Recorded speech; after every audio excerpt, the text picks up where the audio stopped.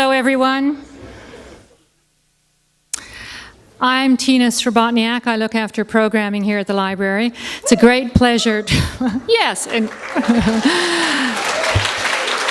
thank you very much.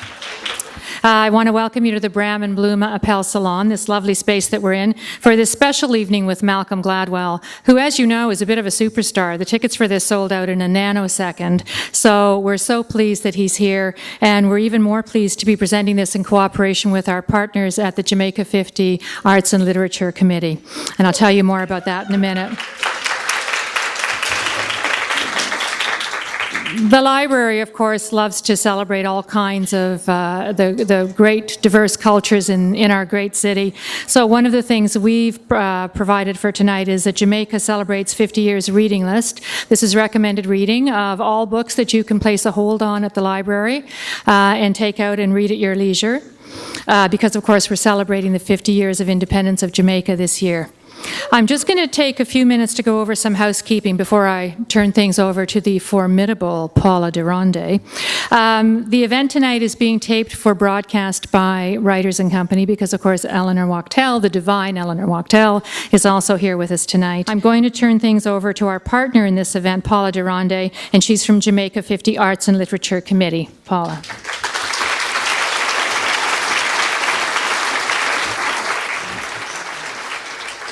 Thank you, Tina, and welcome to all our distinguished guests.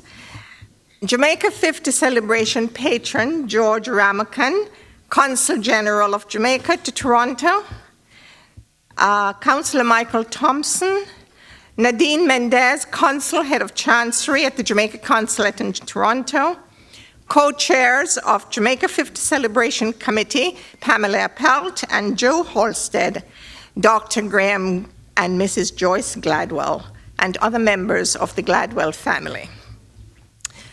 Welcome. We are here because that tiny island with the very big footprint, Jamaica, is celebrating its 50th anniversary of independence. Of course, a volunteer effort as this could not happen without the help of partners and sponsors and supporters. So I'd like to give a special welcome to representatives of Grace Kennedy Canada Limited, Victoria Mutual Building Society, Appleton Estate Jamaica Rum, Telehop, our partner, Toronto Public Library, the Art Gallery of Mississauga, the Mississauga Arts Council, and a host of supporters. And I'm sure I've left out someone. Forgive me.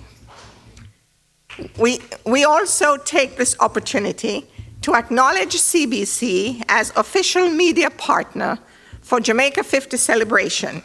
You may have recognized some of CBC's stars in the audience. Time is of the essence, so to fill in the blanks, we ask you to imprint this on your memory. www.jamaica50.ca. That's www.jamaica50.ca. If you visit this website, you will find all the programs and projects of Jamaica 50, and there are many.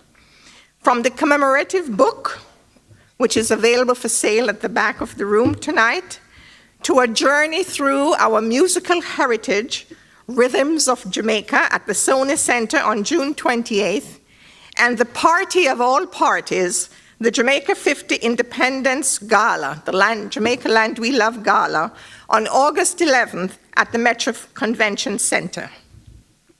The Toronto Public Library author readings, we just love this partner, 3 more continue in June. And on September 19th, Jamaica 50 Celebration presents a reading and panel discussion at Authors at Harbourfront in the Brigantine Room. Jamaican literature of the last 50 years will be the subject, featuring poet Ishian Hutchison, Dr. Afua Cooper, Honor Ford Smith, and Kwame Dawes. And please, here is something you must reserve.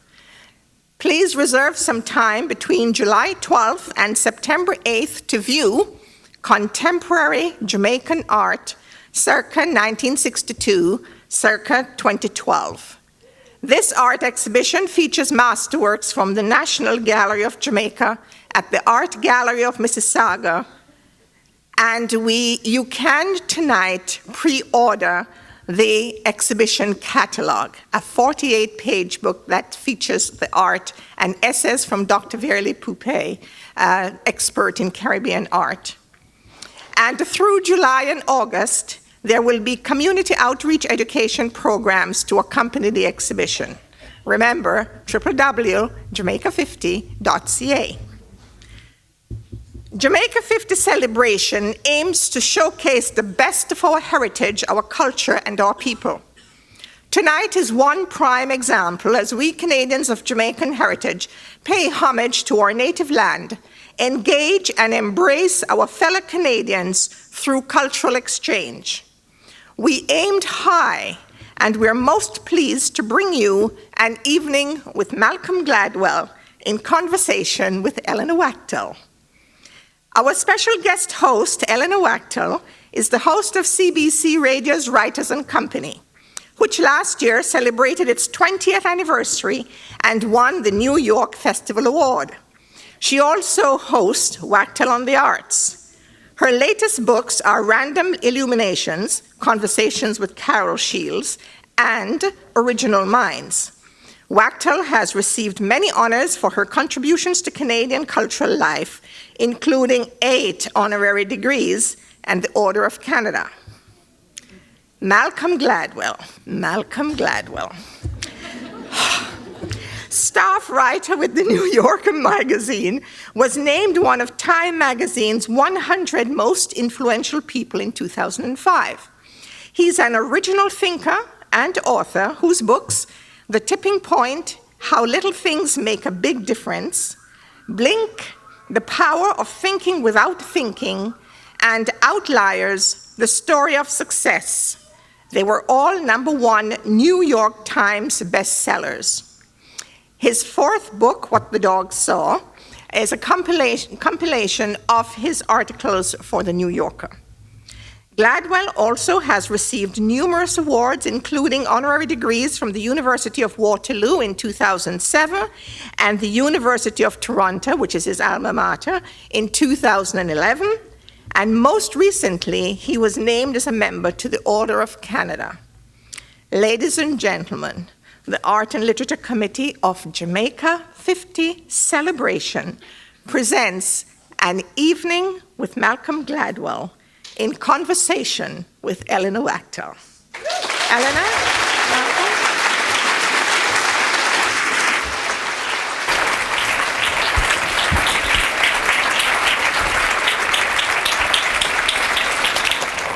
It's an honor for me to be here and have the opportunity to speak once again to Malcolm, and I need Malcolm to say anything you want just so we can double check on the levels. Oh, okay. It's an honor to be here with you, Eleanor. How's that? It's great, but I thought you were an original thinker.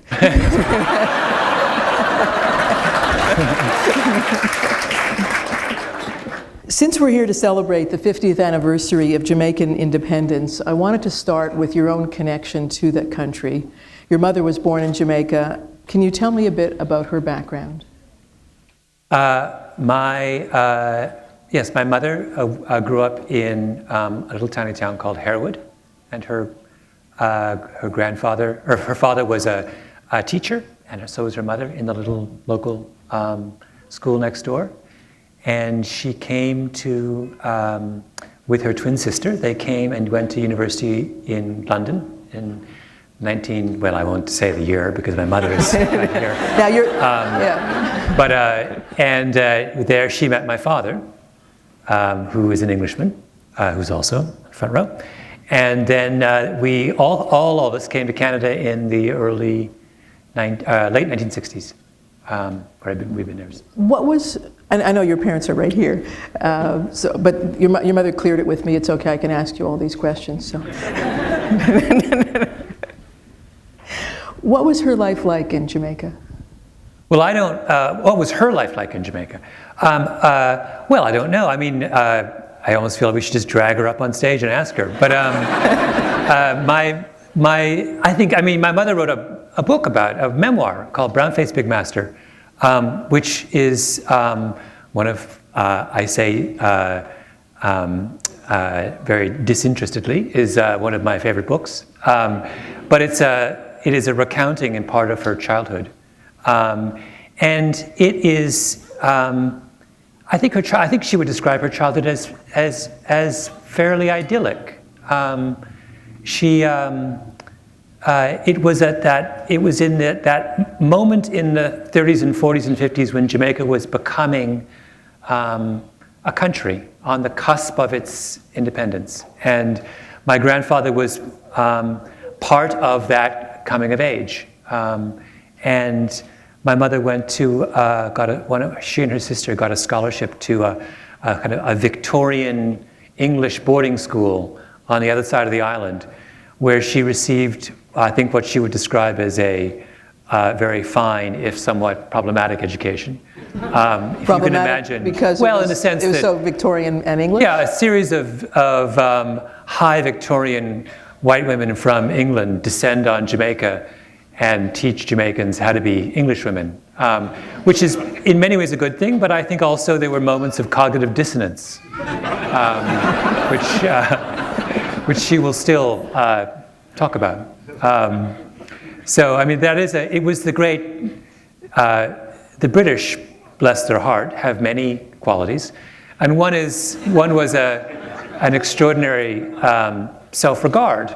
They really did think that the rest of the world would be better off if it just behaved like Englishmen, which might be true. I don't know. But it's certainly, it's interesting to see that in all its various forms. But in your book, Outliers, you talk a little about your mother's family history in Jamaica, dating back 200 years. What do you know about that part of your family background? Well, there's an oral history in my family. There are two things. One is that I got together with, we did our family's DNA. So, Henry Louis Gates has that DNA project that he does, starting with African Americans, then he began to do it with all manner of people. How did you do it? Well, we had an oral history in our family on my mother's side of our origins. And the oral history said that there had been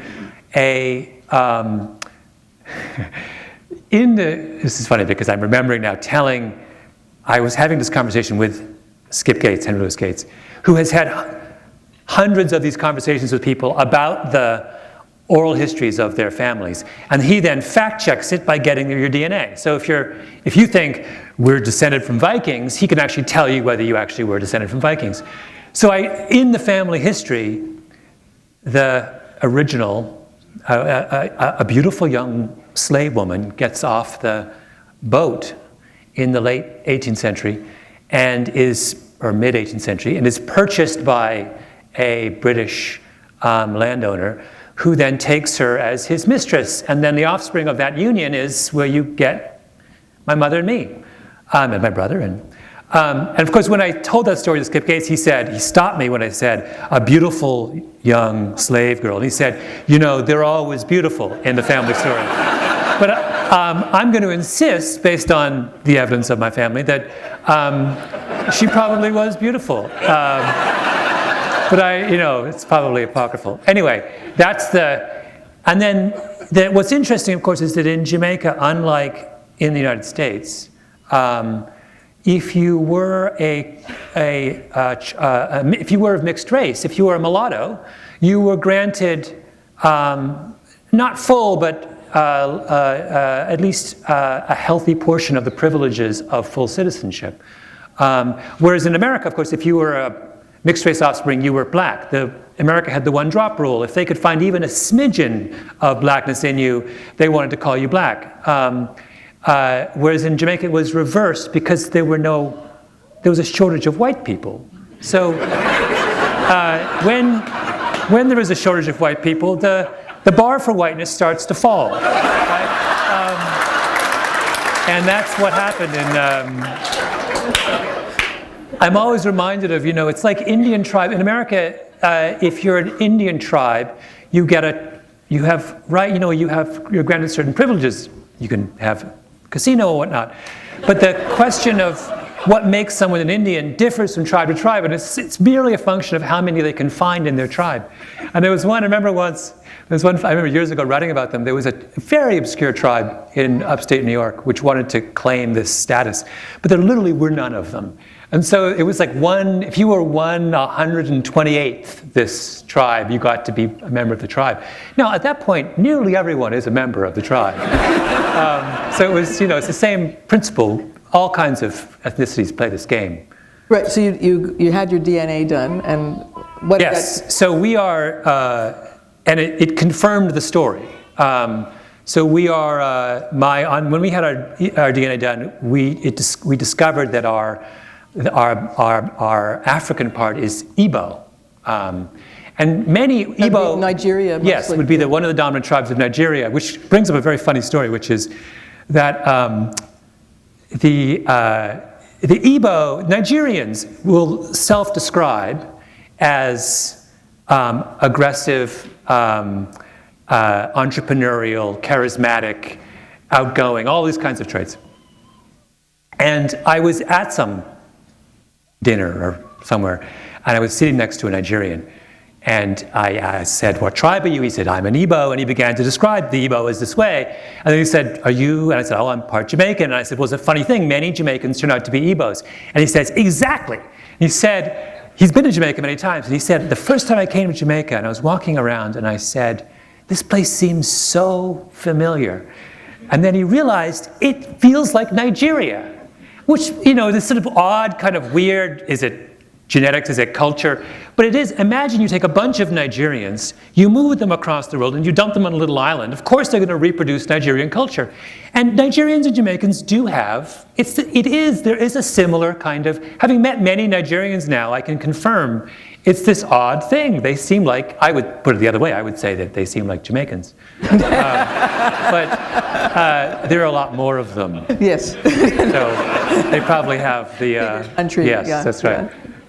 But it's this weird, it's that odd... I had the same sensation, interestingly, when I went to Scotland for the first time. And it's like, why does this seem so familiar? And I realized Scotland is like Canada. Well, a lot of Canadians were educated by exactly. Scottish teachers, actually. And came from Scotland and reproduce. And they had the same relationship to England as we have to the United States. Kind of slightly burdened by them, slightly annoyed at their overweening aggressiveness. And, it's a very similar dynamic. And there, of course, the Scots are the funny ones, and just like the Canadians are, right? As well as and they play football in a way that's not dissimilar from the way the Canadians play hockey. They lead with their heads. Yeah.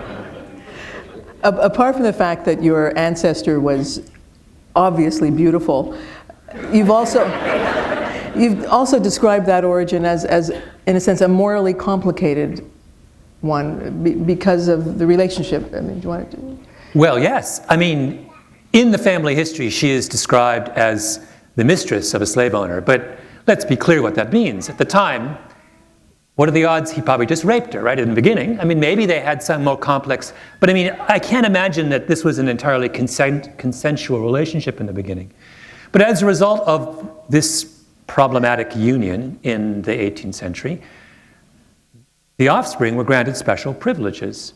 Privileges that were sustained and accentuated over the years to the point where my mother grew up in what would be in Jamaican terms a middle class upbringing. So it is an odd thought to think that you owe your privileges to a rape, isn't it? What meaning does that have for you today? What's that? What meaning does that have for you today? How do you figure that? Well, to my mind, it is just a reminder of the essential arbitrariness of privilege. People who are privileged like to pretend that there is some logic to their status. They got there because of their own virtue and their own hard work and their own whatever.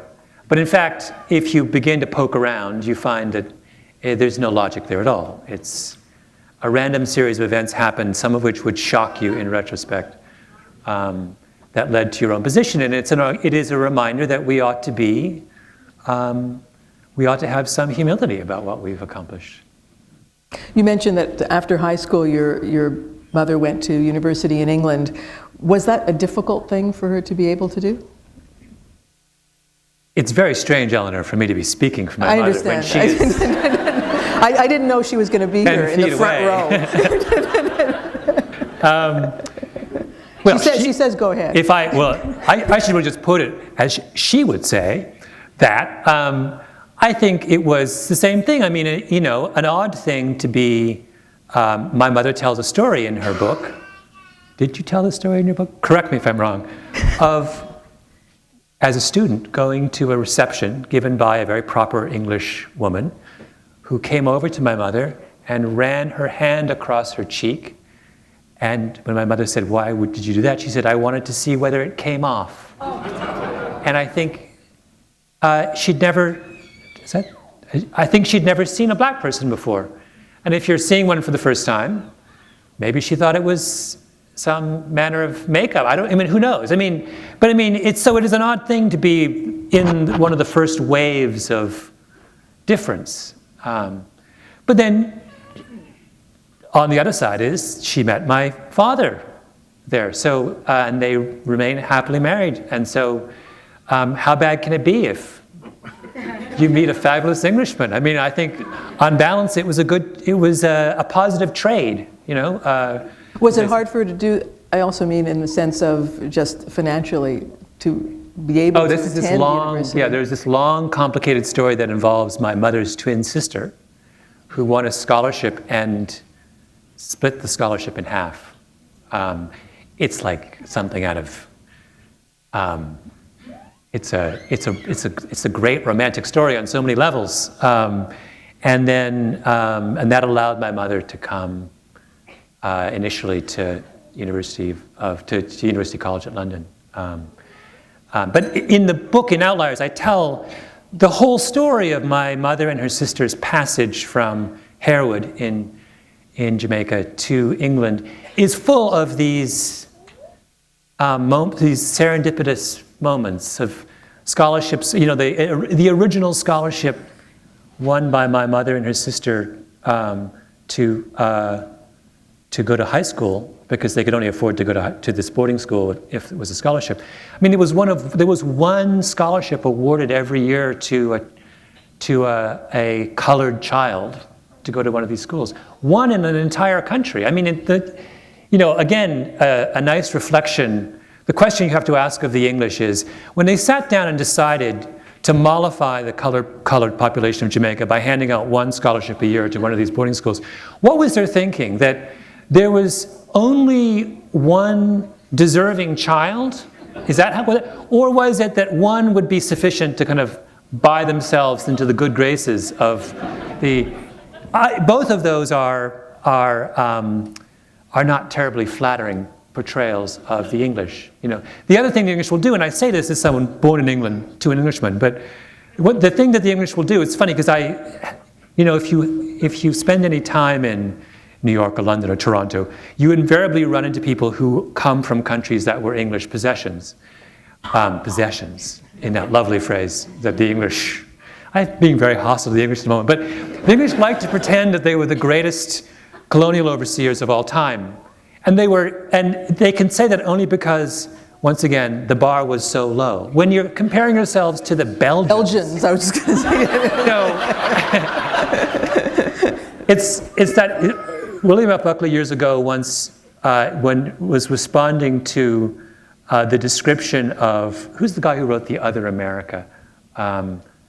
Anyway, there was a famous American intellectual who was a left-wing intellectual, and he wrote this book, Michael Harrington. And Michael Harrington was often referred to as the greatest living American socialist, which William F. Buckley described as a distinction on the order of celebrating the tallest building in Wichita, Kansas.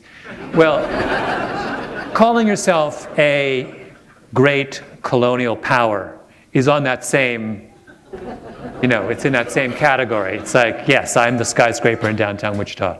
Not a terribly impressive.